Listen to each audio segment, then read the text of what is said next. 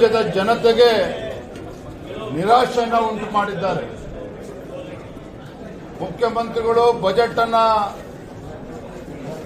ಓದಲು ಪ್ರಾರಂಭ ಮಾಡಿದಂತ ಸಂದರ್ಭದಲ್ಲಿ ಅದು ಕೇಳ್ತಾ ಇದ್ರೆ ಯಾರೋ ಸಾಹಿತಿಗಳು ಬರೆದುಕೊಟ್ಟಂತೆ ಕಾಣ್ತಾ ಇದೆ. ಸಾಹಿತಿಗಳು ಯಾರೋ ಇವತ್ತು ಬಜೆಟ್ ಪುಸ್ತಕವನ್ನ ಬರೆದುಕೊಟ್ಟಂತೆ ಕಾಣ್ತಾ ಇದೆ. ಕೇಳೋದಕ್ಕೆ ತುಂಬಾ ಚೆನ್ನಾಗಿತ್ತು,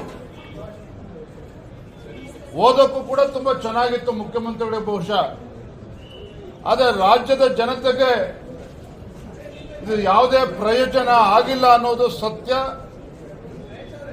17ನೇ ಬಜೆಟ್ ಈ ನಾಡಿನ ಜನತೆಗೆ ದೊಡ್ಡ ಚೊಂಬನ್ನ ಮುಖ್ಯಮಂತ್ರಿಗಳು ನೀಡಿದ್ದಾರೆ ಅನ್ನೋದು ಸ್ಪಷ್ಟ. ಕಳೆದ 3 ಬಜೆಟ್ ಅನ್ನು ತಾವು ನೋಡ್ತಾ ಇದ್ರೆ ಹಿಂದಿನ ಬಜೆಟ್ ನಲ್ಲೇ 1,16,000 ಕೋಟಿ ರೂಪಾಯಿಗಳನ್ನ ಸಾಲ ಮಾಡಿದ್ರು. ಈ ಬಾರಿ 2025-26ನೇ ಸಾಲಿಗೆ 1,32,000 ಕೋಟಿ ರೂಪಾಯಿಗಳ ಸಾಲವನ್ನು ಮಾಡಿದ್ದಾರೆ. ಒಟ್ಟಾರೆಯಾಗಿ ಕಳೆದ 3 ವರ್ಷದ ಬಜೆಟ್ ಸಿದ್ದರಾಮಯ್ಯನವರ ಸಾಧನೆ ಏನಪ್ಪಾ ಅಂತ ಹೇಳಿದ್ರೆ 4,39,000 ಕೋಟಿ ರೂಪಾಯಿಗಳ ಸಾಲವನ್ನ ಮಾಡಿರ್ತಕ್ಕಂಥದ್ದೇ ಸಿದ್ದರಾಮಯ್ಯನವರು ಮಾಡಿರುವ ದಾಖಲೆ ಅನ್ನೋದನ್ನ ನಾನು ಈ ಸಂದರ್ಭದಲ್ಲಿ ಹೇಳೋದಕ್ಕೆ ಇಚ್ಛಪಡ್ತೇನೆ. ಒಬ್ಬ ಅನುಭವಿ ಮುಖ್ಯಮಂತ್ರಿಗಳು ಇದ್ರೂ ಸಹ 17ನೇ ಬಜೆಟ್ ಅನ್ನ ಮಂಡನೆ ಮಾಡತಕ್ಕಂಥ ಒಂದು ಸುವರ್ಣಾವಕಾಶವಿತ್ತು ಮುಖ್ಯಮಂತ್ರಿಗಳೇನು ಸಿಕ್ಕಿತ್ತು. ನೀರಿನಲ್ಲಿ ಹೋಮ ಮಾಡುವಂತ ಕೆಲಸವನ್ನ ಸಿದ್ದರಾಮಯ್ಯನವರು ಮುಖ್ಯಮಂತ್ರಿಗಳು ಮಾಡಿದ್ದಾರೆ. ಯಾವುದೇ ಒಂದು ದೂರದೃಷ್ಟಿತ್ವ ಇಲ್ಲದೆ ಇರತಕ್ಕಂಥ ಒಂದು ನೀರಸವಾಗಿರ್ತಕ್ಕಂಥ ಬಜೆಟ್. ನಾನು ಮಾನ್ಯ ಮುಖ್ಯಮಂತ್ರಿಗಳು ಬಜೆಟ್ ಅನ್ನ ಓದ್ತಾ ಇರುವಂತಹ ಸಂದರ್ಭದಲ್ಲಿ ಹಾಗೆ ಆಡಳಿತ ಪಕ್ಷದ ಶಾಸಕರುಗಳನ್ನ ಗಮನಿಸ್ತಾ ಇದ್ದೆ.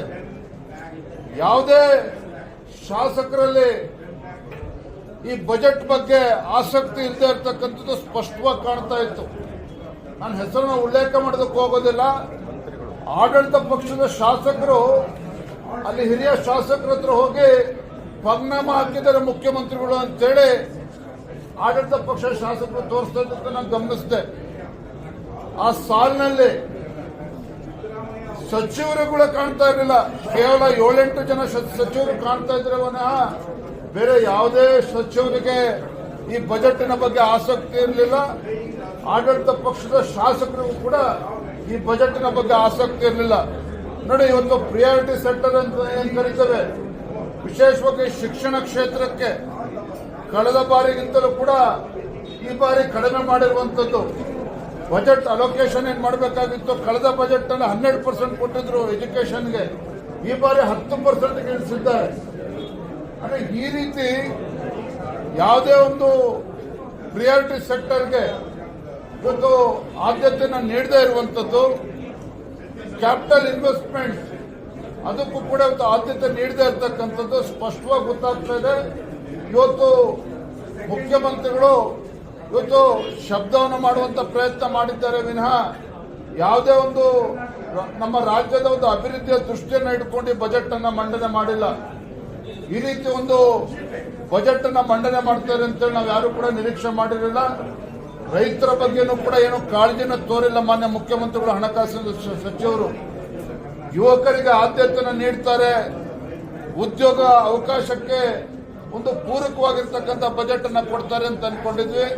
ಅದಕ್ಕೂ ಕೂಡ ಅವಕಾಶನ ನೀಡದೇನೆ ತಮ್ಮ ಪಂಚ ಗ್ಯಾರಂಟಿಗಳಿಗೆ ಹಣವನ್ನ ಕ್ರೋಢೀಕರಿಸೋದಕ್ಕೆ ಸಾಧ್ಯ ಆಗದೇನೆ ಪದೇ ಪದೇ ಅವರು ಅಬಕಾರಿ ಇಲಾಖೆ ಮೇಲೆ ಇವತ್ತು ಡಿಪೆಂಡ್ ಆಗಿರುವಂತದ್ದು. ಈ ಬಾರಿನೂ ಕೂಡ 45,000 ಕೋಟಿ ರೂಪಾಯಿಗಳನ್ನ ನಿರೀಕ್ಷೆಯನ್ನ ಮಾನ್ಯ ಮುಖ್ಯಮಂತ್ರಿಗಳು ಅಬಕಾರಿ ಇಲಾಖೆಯಿಂದ ನಿರೀಕ್ಷೆ ಮಾಡ್ತಾ ಇದ್ದಾರೆ. ಹಾಗಂದ್ರೆ ಅರ್ಥ ಏನಪ್ಪಾ ಅಂತ ಹೇಳಿದ್ರೆ ಮುಖ್ಯಮಂತ್ರಿಗಳು ಈ ರಾಜ್ಯವನ್ನ ಕುಡುಕರ ರಾಜ್ಯವನ್ನಾಗಿ ಮಾಡೋದಕ್ಕೆ ಹೊರಟಿರ್ತಕ್ಕಂಥದ್ದು ಈಗಾಗಲೇ ನಿರೂಪಿಸಿದ್ದಾರೆ. ಈ ಬಜೆಟ್ ಅಲ್ಲೂ ಕೂಡ ಅದನ್ನ ಮತ್ತೊಮ್ಮೆ ತಿಳಿಸಿರುವಂತದ್ದು. ಆರೋಗ್ಯ ಇಲಾಖೆ ಬಗ್ಗೆನೂ ಕೂಡ ಗಮನ ಕೊಟ್ಟಿಲ್ಲ. ನೀರಾವರಿ ಯೋಜನೆಗಳಿಗೆ ಇವತ್ತು ಗಮನವನ್ನು ಕೊಟ್ಟಿಲ್ಲ. ಇದು ಉತ್ತರ ಕರ್ನಾಟಕದ ಅಭಿವೃದ್ಧಿಗೂ ಕೂಡ ಕಿಂಚಿತ್ತೂ ಕೂಡ ಕಾಳಜಿಯನ್ನು ತೋರಿಸಿಲ್ಲ. ಅಷ್ಟೇ ಅಲ್ಲ, ಮಾನ್ಯ ಮುಖ್ಯಮಂತ್ರಿಗಳ ಜನ್ಮ ಕೊಟ್ಟಿರ್ತಕ್ಕಂಥ ಮೈಸೂರು ಜಿಲ್ಲೆಗೂ ಕೂಡ ಯಾವುದೇ ಒಂದು ಕೊಡುಗೆಯನ್ನು ಕೊಟ್ಟಿಲ್ಲ. ಕರಾವಳಿ ಭಾಗವನ್ನು ಸಂಪೂರ್ಣ ನಿರ್ಲಕ್ಷಿಸಿದ್ದಾರೆ. ಕಾರಣ ಏನು? ಇವತ್ತು ಕರಾವಳಿ ಭಾಗ ಅಂತ ಹೇಳಿದ್ರೆ ಭಾರತೀಯ ಜನತಾ ಪಾರ್ಟಿಗೆ ಒಂದು ದೊಡ್ಡ ಶಕ್ತಿಯನ್ನು ಕೊಟ್ಟಿದೆ ಅನ್ನುವ ಒಂದೇ ಒಂದು ಕಾರಣಕ್ಕೆ ಕರಾವಳಿ ಭಾಗವನ್ನು ಉಲ್ಲೇಖವನ್ನು ಕೂಡ ಅವರು ಮಾಡಿಲ್ಲ. ಹಾಗಾಗಿ ಕರಾವಳಿ ಭಾಗ ಇರ್ಬೋದು, ಉತ್ತರ ಕರ್ನಾಟಕ ಇರ್ಬೋದು, ಮಧ್ಯ ಕರ್ನಾಟಕ ಇರ್ಬೋದು, ಹಳೆ ಮೈಸೂರು ಭಾಗ ಇರ್ಬೋದು, ಇಡೀ ಕರ್ನಾಟಕದ ಸಮಗ್ರ ಅಭಿವೃದ್ಧಿಯ ದೃಷ್ಟಿಕೋನ ಇದ್ದಿರ್ತಕ್ಕಂಥ ಒಂದು ಬಜೆಟ್ ಅನ್ನೋದನ್ನ ನಾನು ಈ ಸಂದರ್ಭದಲ್ಲಿ ಹೇಳೋದಕ್ಕೆ ಇಚ್ಛಪಡ್ತೇನೆ.